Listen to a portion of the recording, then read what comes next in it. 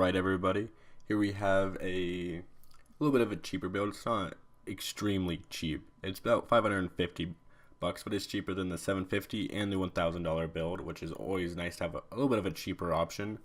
So let's go ahead and get started with this one, starting with the CPU. And for the CPU, I went with an i3-6100. I was going back and forth with the FX 6300 and this one. Now they do trade blows in different gaming and CPU titles, and I do think that for some video editing it might be a little bit easier with the FX 6300, but they're really close, especially in terms of gaming. So since this one you can upgrade from this i3 to an i5 to an i7, it makes it an easier choice for me, where with FX 6300 you can't upgrade to Zen, unfortunately, and we don't have that out yet. So I can only do with what we have. So I'm going to go ahead and go with an i3-6100. And next up is this Asus H110M motherboard.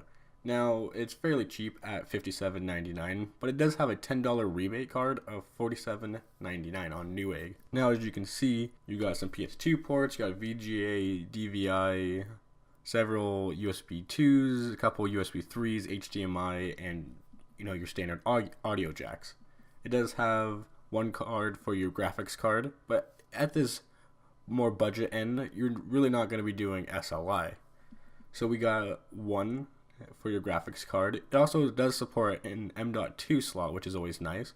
And it does have 2 RAM slots, which we'll get into once we get to the RAM, which is next. And next up is the RAM. HyperX Fury 8GB. It is 2400, this model is anyway. And it's DDR4, so it's going to be fast enough for any game, and it's 8 gigs, which is going to be more than enough in most titles. But since there's 2 of them, and this is only one 8 gig stick, you can easily buy another 8 gig stick for around 40 bucks. Stick that in there to get a total of 16, which is always nice. And next up is storage. Now, unfortunately, with this bit of a cheaper build, we're not going to be able to put in an SSD.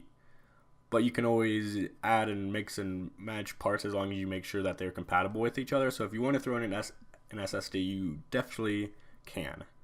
But for this build, I just chose your standard WD Blue 1TB hard drive for about 50 bucks. And it is 7200 RPM, which is a little bit faster than some older WD Blues, but it's still not going to be nearly as fast as an SSD. So if you want the speed of an SSD, allocate a little bit extra cash for that, and then you can go ahead and add that as well. And next up is this MSI RX 480 from AMD. Now there are some NVIDIA graphics cards at this price range, but I do feel like that this is one of the best bang for your buck graphics cards. It does around the same kind of level as a NVIDIA 970, but only at 200 bucks, which is really nice.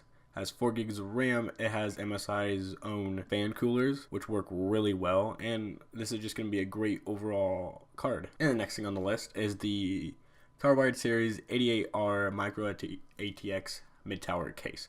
So as the name says, it's a mid-tower case that works with your Micro ATX board. It has some front panel audio, USBs, and it's just a simple black case with a good size side window, which is always a cool thing to have. That way you can show off your build to your friends. And this is more of a budget build, so since you won't be having tons of really nice things in there, but you can always add them later on as you go. And last up on this list is the EVGA 430 watt power supply. Now this whole build isn't going to need even this 430 watts, let alone anything more. And this EVGA, I've used it in some of my builds before, and it works really well, and I highly recommend it. And it's about 30 bucks, which is definitely a nice price. Alright, and that about wraps up the build. There's about $30 with mail-in rebates, and make sure to take advantage of that, because that brings that price down to about $543.91. So it's right below that $550 mark. But like I said earlier, you can definitely mix and match. You can get the i5 instead. You could choose a different motherboard, get more RAM, add an SSD. If you'd rather choose an NVIDIA card, you can definitely do that, a different case. But this is the build I went with, and what I think is one of the best bang for your buck card. And with this, you're definitely going to be able to get some pretty stellar 1080p performance, and you'll definitely be able to play just about any game almost maxed out at 1080p with this build.